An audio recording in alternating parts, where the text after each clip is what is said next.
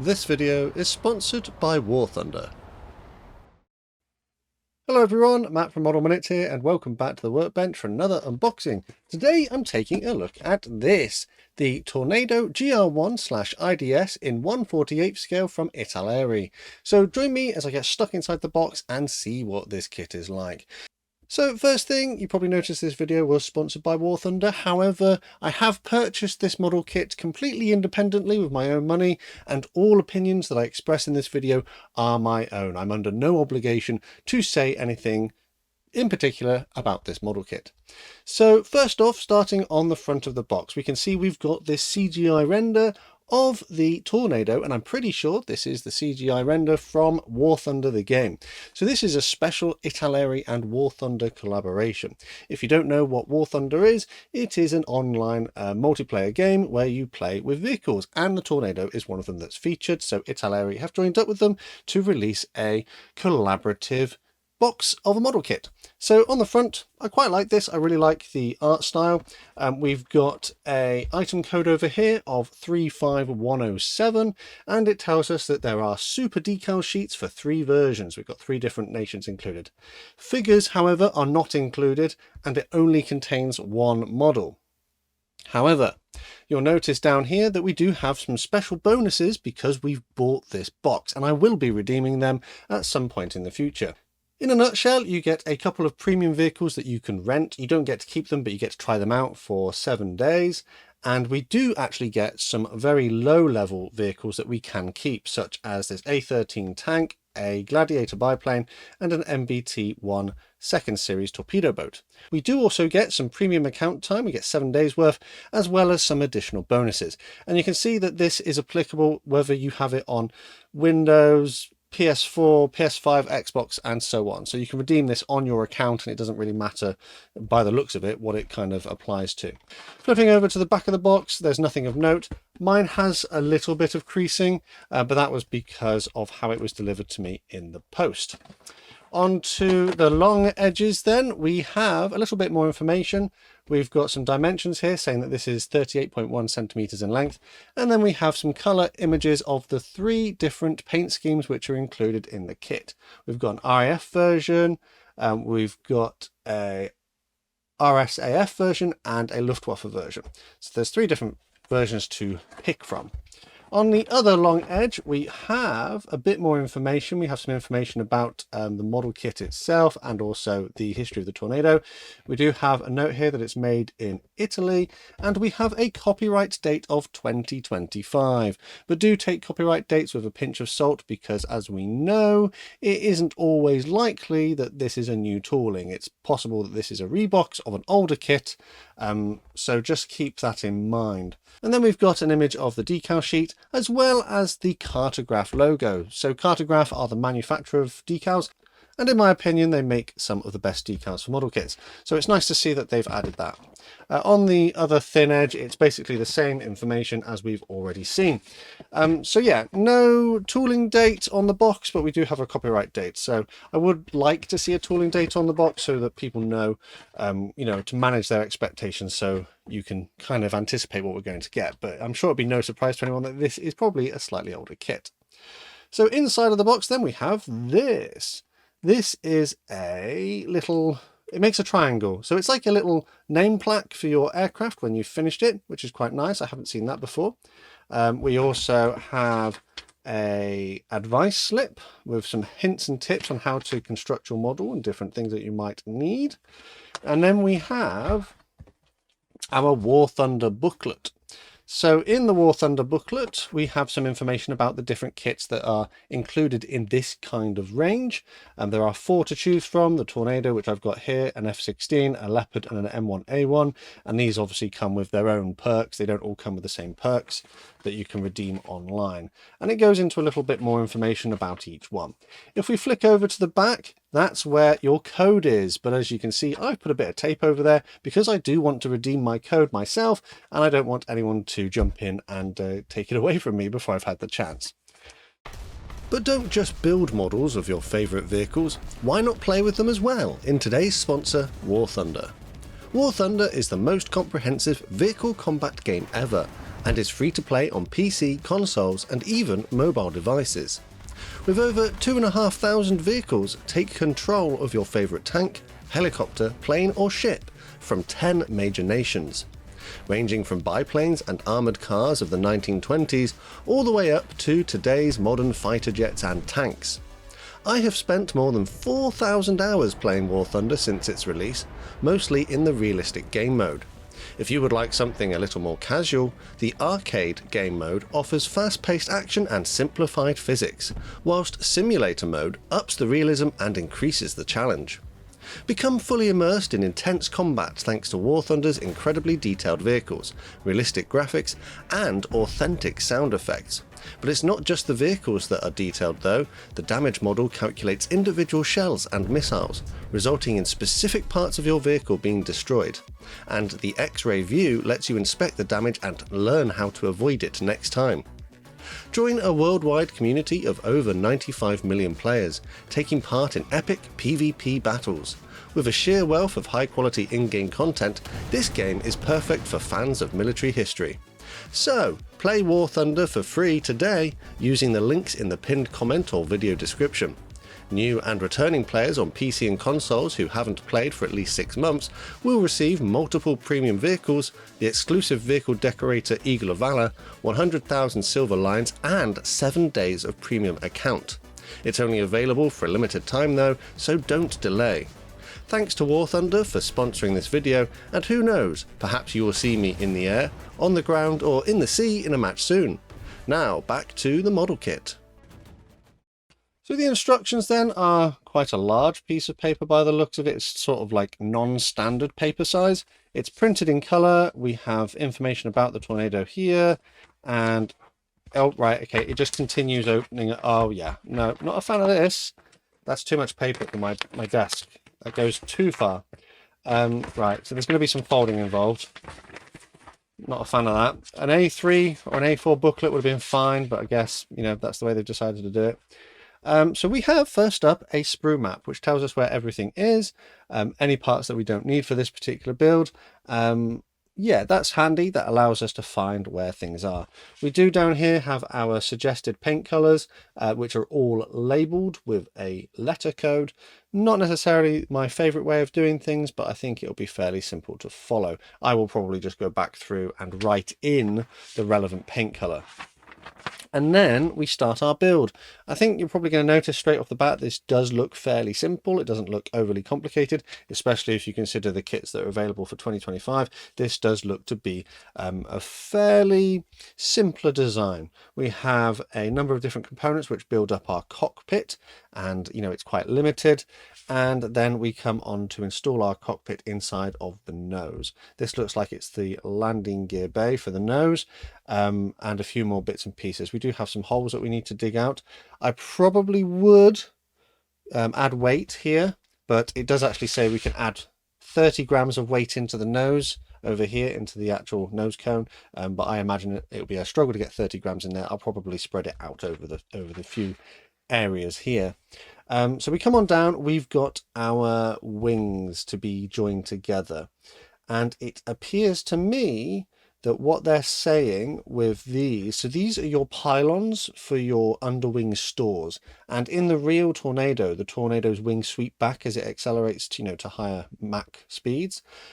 So these would pivot in to remain streamlined and not like stick out when the wings do it. So what they've decided to do here, by the looks of it, is to attach it from the attach it through the hole and then melt the like mounting point so that you do have that pivot. I think that's maybe a little bit unlikely to work. It doesn't look like it'll be too effective, but that option is there. Personally, I'll probably just pick either open or you know, swept back, probably open, and then just leave it at that. Coming on to the next steps then, this is where we come to our assembling our wings, and here we have again the option to have it like play value. You've got like a pin which holds it in place, and then this connecting bar which should allow you to pivot the wings into the swept position. Again, you've got to do like the hot riveting step, which I probably won't bother, but it's nice that the option has been included. It appears that perhaps we have the same going on with the tail surfaces. The tail surfaces would move obviously to control the aircraft, and again that play value seems to be present. It's nice that they've included it, but I think it might be a little bit too I don't want to say complicated, but perhaps a little bit difficult to get it to actually work correctly.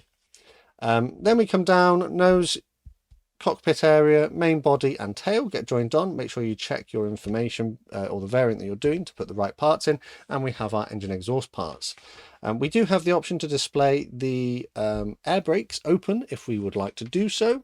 I imagine to close it, it would just be a matter of gluing it in place. Air intakes get assembled. We have some clear parts for our canopy. It only looks like the canopy can be glued closed from this, but I imagine with a little bit of modification you could get it open. And then we have some extra details which need to be added, which brings us then onto gluing in our landing gear. So at this step it doesn't make any reference that landing gear can be raised. Yeah, no, it doesn't look like they've designed in a raised landing gear option, but the fact that I've not seen any crew means that this isn't really designed to be in a flying pose. I imagine you could raise the landing gear by gluing in the covers in a closed position, but they may require some modification. But you would have to find your own crew and potentially a display stand, because that doesn't seem to be included either. So we finish our landing gear, and then we come on to the various weapon systems which are included. And again, it tells us the assembly instructions as well as painting and also how to place decals. So yeah, not an overly complicated looking aircraft kit. Generally the instructions look okay. I would have preferred maybe a bit more color, but you know, manageable.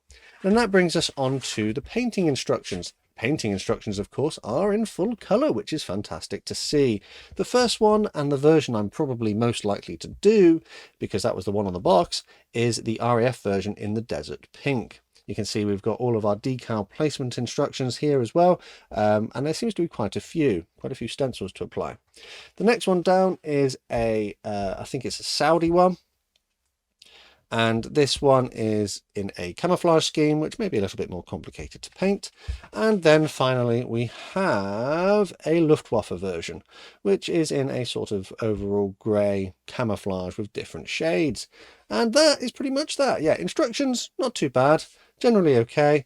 Nothing really of note, generally looks acceptable for a set of instructions. This then brings us on to our decals, and as we mentioned, these are manufactured by Cartograph, which means they should be to a very good quality.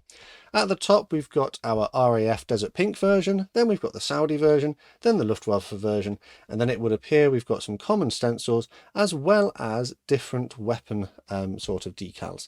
So they look to be printed to a really nice quality. If we get in a bit closer, you can see that the printing is really nice, the text is legible, I can't see any blemishes or tears, and the printing is pretty good. It was silkscreen printed according to the box. Yeah, they look to be pretty nice, don't they? Generally, I don't have any problems applying Cartograph decals. They generally go onto the kit very nicely, and I don't think that these would be any different. So it's nice to see that Italeri have upgraded to include Cartograph decals, because I know they haven't always, but it seems to me that they are at the moment. So yeah, let's see how they go onto the kit when we eventually get round to the build.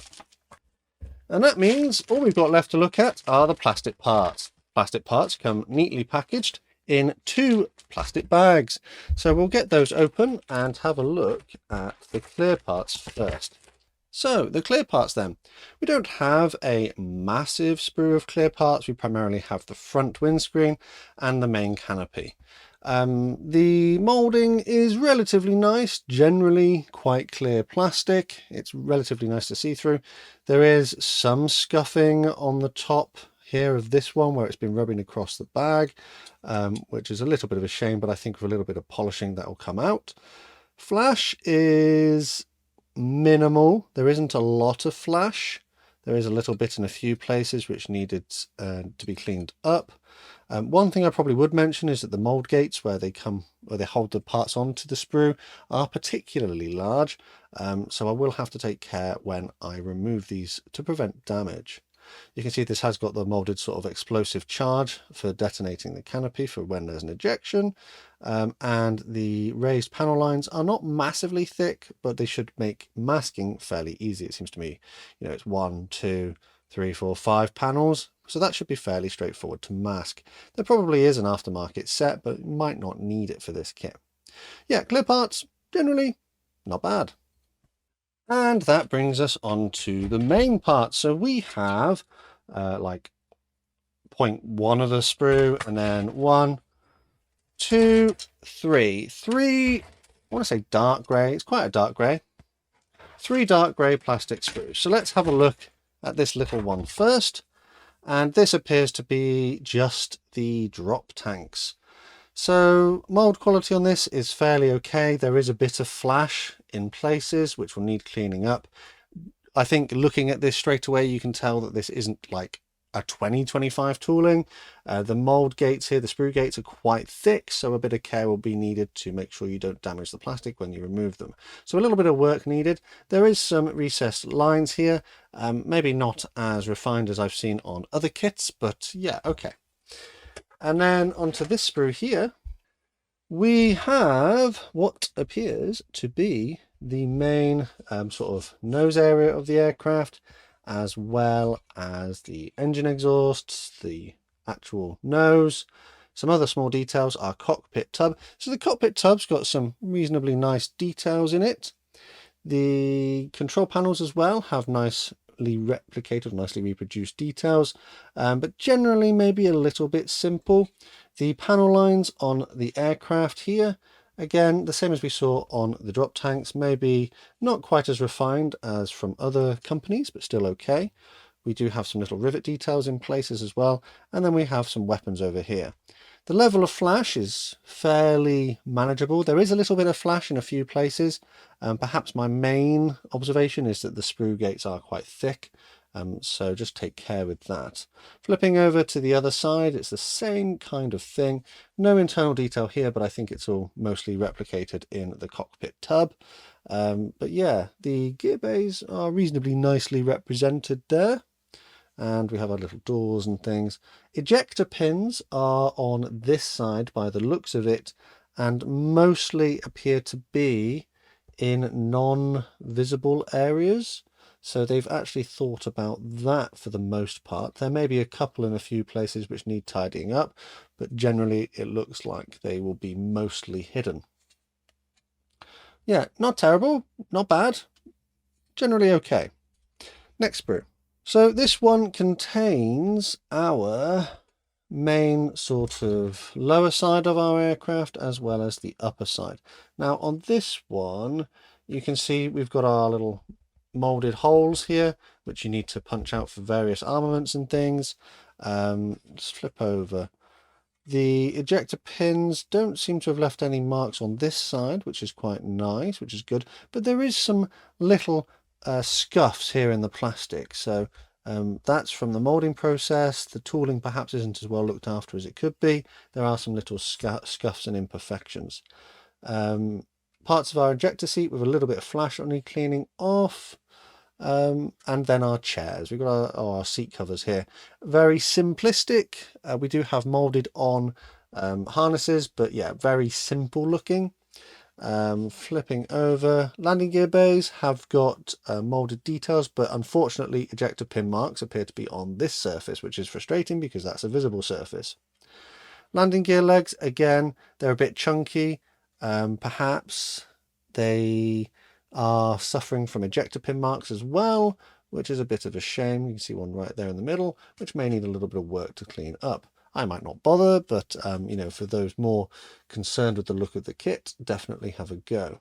But yeah, recessed panel lines, same as we saw on the other sprue, generally acceptable, but maybe not quite as refined as we would like to see these days.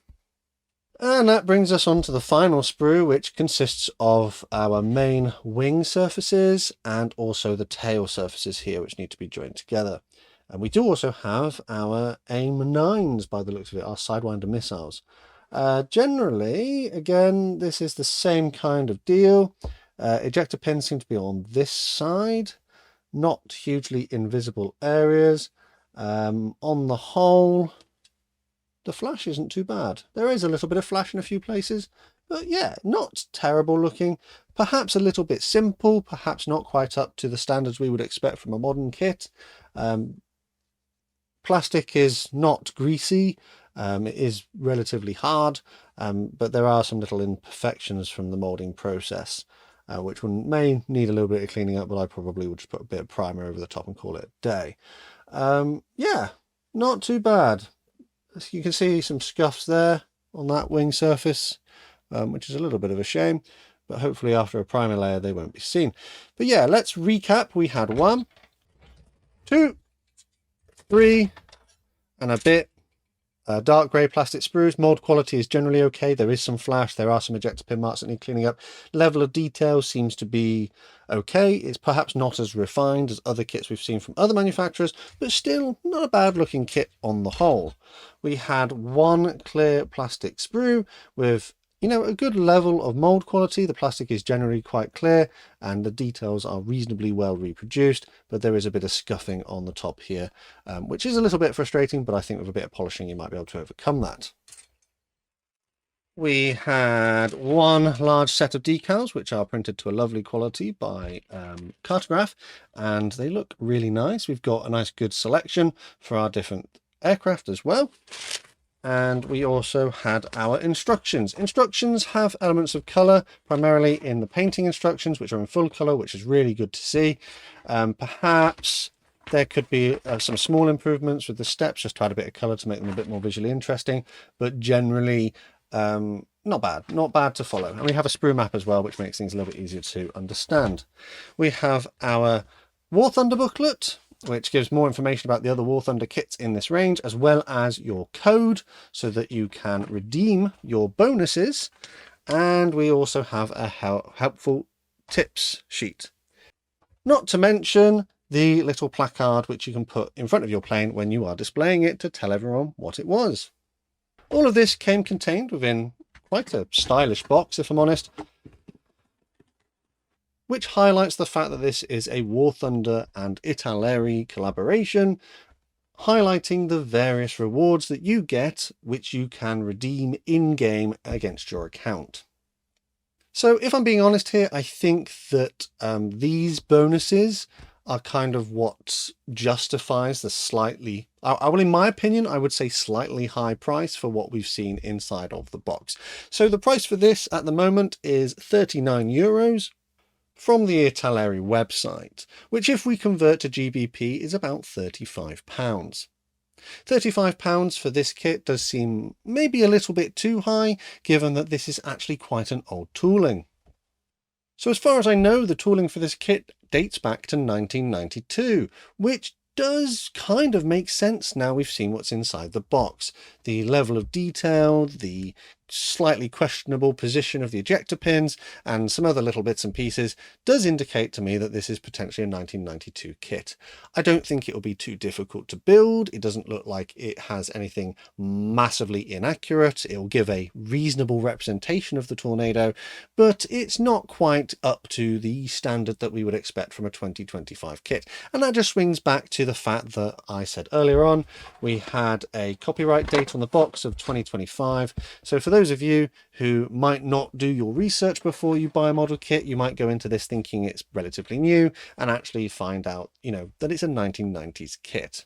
So a little bit more transparency is what I'm always looking for with my kits, particularly Italeri being one of them, to maybe add their tooling dates so that you know what to expect inside the box. But that being said, it doesn't look too bad, and it will be interesting to see what this one builds up like.